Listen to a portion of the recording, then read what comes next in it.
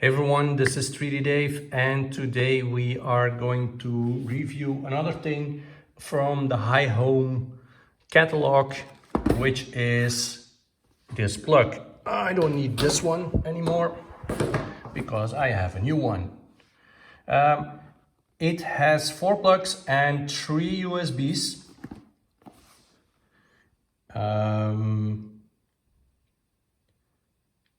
The current is also 16 amps, in total 3680 watts and a maximum of 10 amps per socket. You can control the sockets, but the USBs are always on.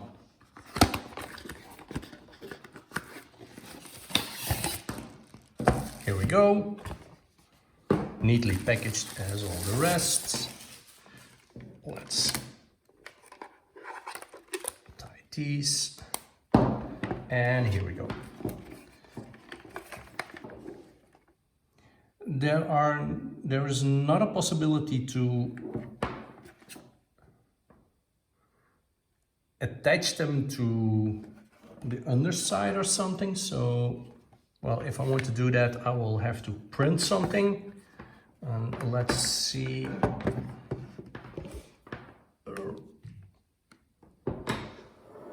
Let's give this thing some power. Here we go.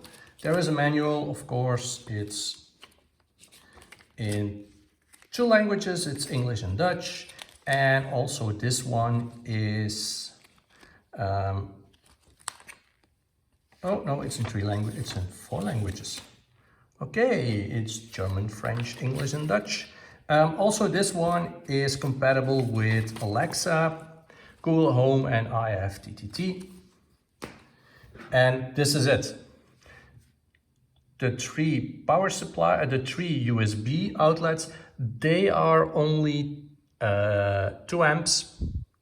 So it is not suitable for powering up, for instance, a Raspberry Pi 4, that is. And a 3B Plus would not be happy either.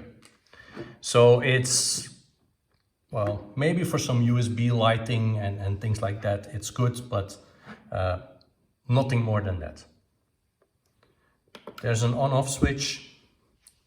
You see these are on and they're off. And as always,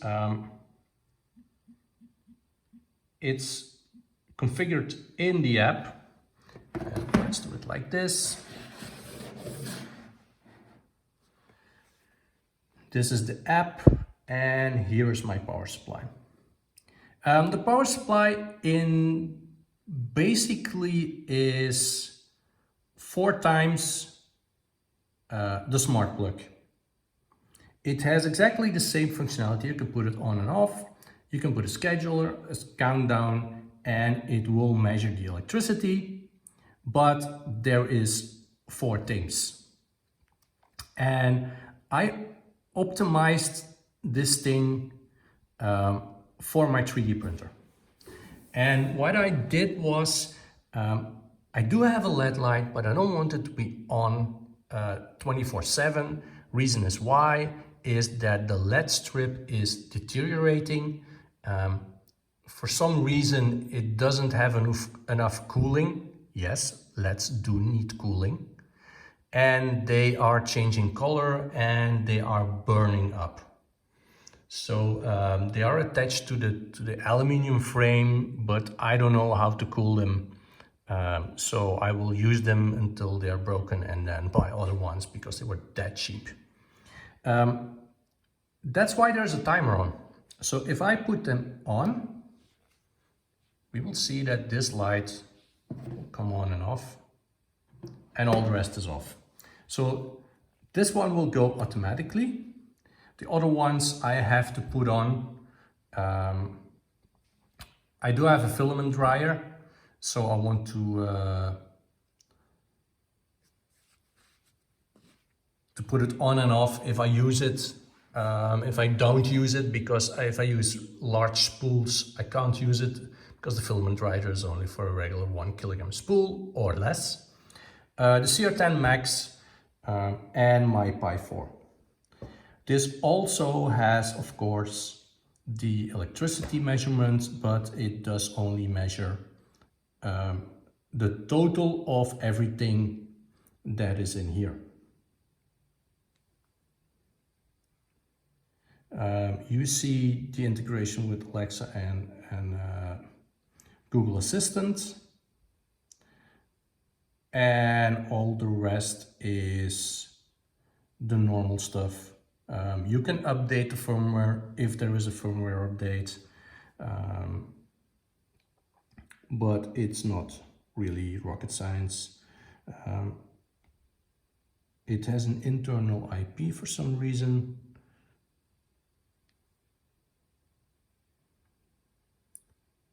Name, location, icon, well, not really things I think you would normally change. You can put them all on, all off. And well, basically this is a smart plug times 4, which is not entirely the case because a smart plug can do 3600 watts by himself, and this entire strip will only do 3680 as well. So it's exactly the same thing they can do, only there are 4 connections here. The USB is 2 amps, so no Pi 3 pluses or 4s, but it might be a possibility to use for USB or other stuff. They're not controllable, they're always on, and they don't measure energy consumption, so it will probably be something I will only use to, I don't know, charge a phone or charge, put something in there that I don't often use. But I think I will probably not use them a lot. So the power strip, I like this one. It's already configured to suit my CR10 Max. I might use it for more if I put my Annette Frankenstein on there. I might put it here, then I have the 2 printers. I can use Octoprint for more than one instance, so I can use that as well. So I could use this for 2 printers at the same time, but I don't know yet. It was around 30 euros on a sale. And also this one, it only works with the 2.4 gigahertz network. It doesn't work on the 5 gig. So that's definitely something you should keep in mind. Anyways, best practice is that you use the 2.4 for things like this, older things, and the 5 for all the rest. Notice that the 2.4 gigahertz network is more susceptible to radiation from a microwave or whatever, so it is more susceptible to failure or to faults like that. That's it. Nothing more to say about this. I hope you like my videos. If so, please subscribe to the channel and give me a thumbs up, and see you next time. Bye bye.